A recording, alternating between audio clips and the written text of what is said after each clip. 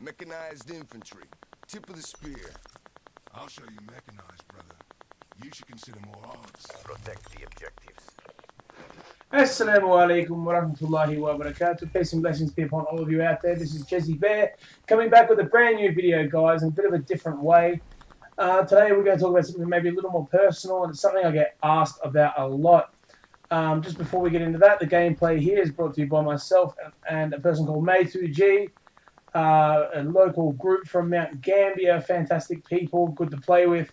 So I thank you for letting me use this gameplay. I want to talk to you guys about when I accepted Islam and the path towards that. It's something that I get asked about a real lot, and it's not something I've really addressed on this channel. So for those that do know me, I wasn't born a Muslim. I wasn't born into Islam. I was actually born, I suppose, into a Christian household, for lack of a better word.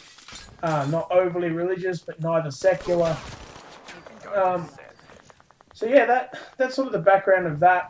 It was about 4 years ago when I first met a guy I would probably rate as my best friend. He just happened to be an ethnic, and I happen to play soccer. I suggested he should come play with us. And I use ethnic very loosely there, by the way. He's actually Australian-born, but from Turkish origin. So he started to come play soccer at our club, and that's sort of how we met. One day we were doing a bit of volunteer work in the canteen for the schools that would come and play soccer at our local club.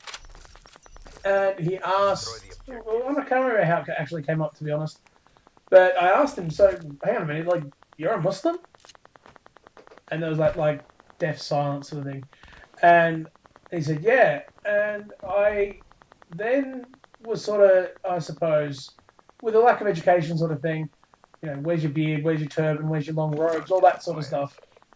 And he said, let me explain something to you. It's not all about that. It's not just about the way you look and everything else. And so we got discussing that sort of stuff. And it was over sort of 20 minutes. He sort of explained some real basics of Islam. And it wasn't even like so much about the praying and everything else. It was more just questions I had that probably I get asked a lot too. Like, I might see them as silly questions these days, but they're not. Like, they're obvious questions to me, but if you don't understand, I suppose the cure to ignorance is to ask. So over a couple of months, you know, we just occasionally talk about his religion and things like this, and what he believed and what he thought. And what I did notice early on is a lot of what he was saying was actually matching up with something that, as Australians, and personally myself, we believe to be Australian. So, you know, we all sit there and say, oh, mateship is such an Australian thing, and all this sort of stuff. All togetherness is an Australian thing. To work together is an Australian thing. To accept others is an Australian thing, when we're being very jingoistic. And these are the things he was ticking off. But it's not that I didn't believe him, but it's the fact that I thought, no, hang on a minute. There's got to be more to this. He can't just be saying the right thing. Like, surely he's leaving something out. So I would go and research everything he pretty much had said. And I go, hang on a minute. What he's actually saying seems to match up with their books, at the time, their books, and everything like that. And that sort of led me to be more interested. So I sort of started researching a little more from an analytical point of view, almost like a scientist would do it, you know, do an experiment or a project. He would look at it from that scientific point of view. Pardon me. And so I was doing that, and I was just noticing slowly, as I said, that things were matching up with what I held as my belief and what my view was. Because, like, just a quick background, I had never said there was no God, but I never said there was either. I was quite agnostic, not atheist. So as I went further along, and sort of a couple of months in, I actually met a guy. He actually started working where I was working, and he was Bangladeshi. And his name was Muhammad, so you'd think that would, you know, wake you up to something, but I didn't actually realise he was a Muslim either. And one day, he asked me what I was doing that night, and I said, I've been invited to dinner. And he said, oh, where are you going? And I told him where, and he said, oh, we're both going to the same place. Did you get invited by Aussie? And I said, oh, yeah, I did. And he goes, oh, you know, I said, how do you know Aussie? He said, oh, we're both Muslims. We both go to the mosque here. Wait, hang on a minute, but you're like Bangladeshi, aren't you guys all like Hindus? He said, no, not like that at all. And he just explained some of his background and stuff like that. Again, you would think the name Muhammad would give it away. You know, not the cleverest type of bloke all the time. So he started explaining more in depth, perhaps the religious side of things. It's just sort of what he knows and what he loves. And along that time, I probably had already started to think, well, hang on a minute, perhaps, you know, I'm interested in the religion, or perhaps I'm interested in accepting, but I hadn't got to that point of absolute certainty. Nonetheless, I was reading a lot of books, listening to a lot of lectures, and things like this. Is over a 12-month period. Like, this was not just these guys, what they say is nice, I'll go and join them. This was over a 12-month period, and as I said, I felt like already that I could agree to everything that was being said. And not because they had said so, but because it felt right, it felt what I believed already. Pardon me, I've got this nagging cough.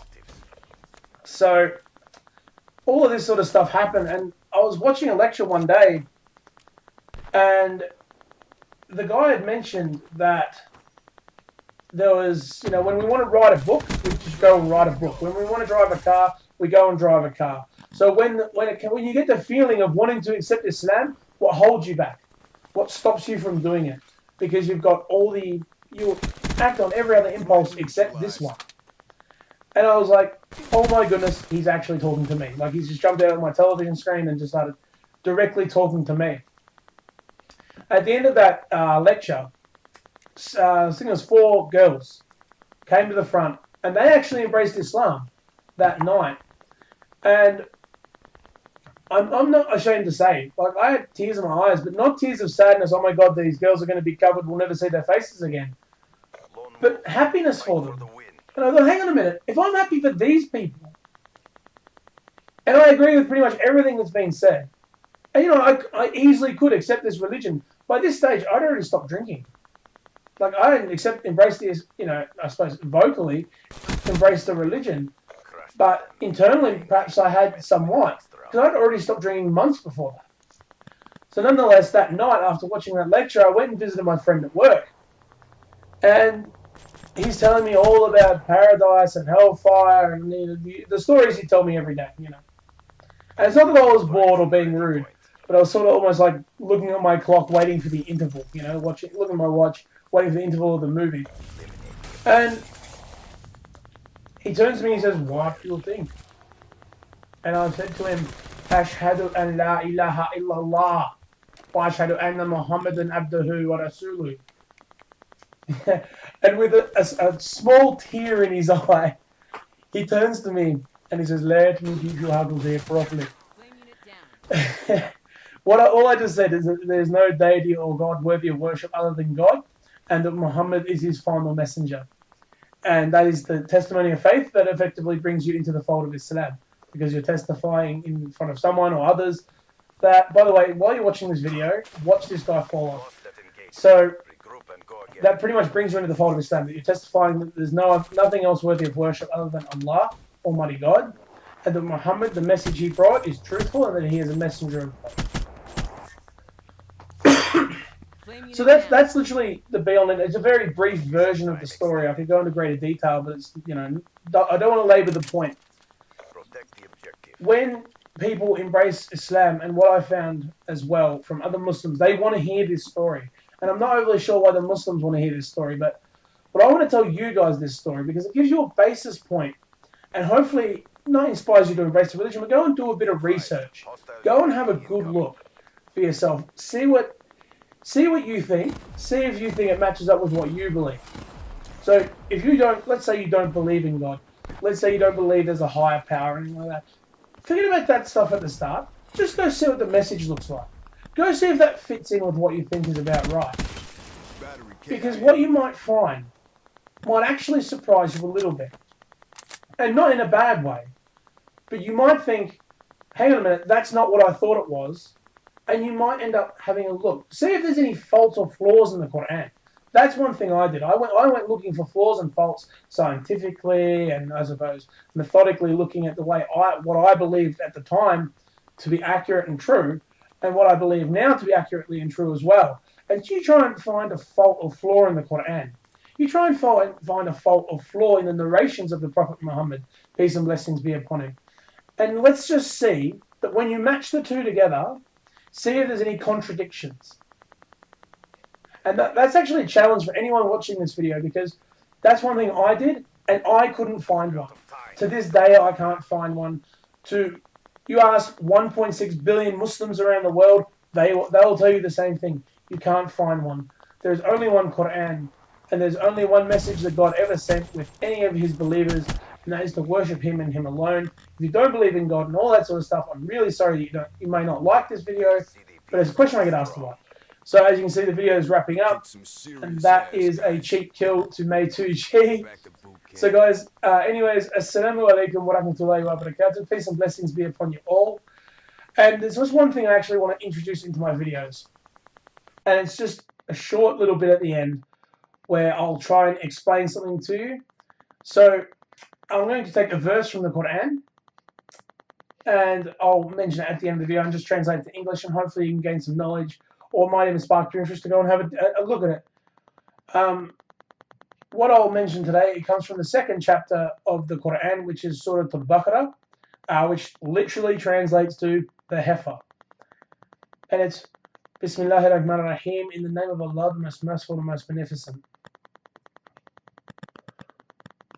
وَالَّذِينَ يُؤْمِنُونَ بِالْغَيْبِ وَيُقِيمُونَ الصَّلَاةَ وَمِمَّا رَزَقْنَاهُمْ يُنْفِقُونَ.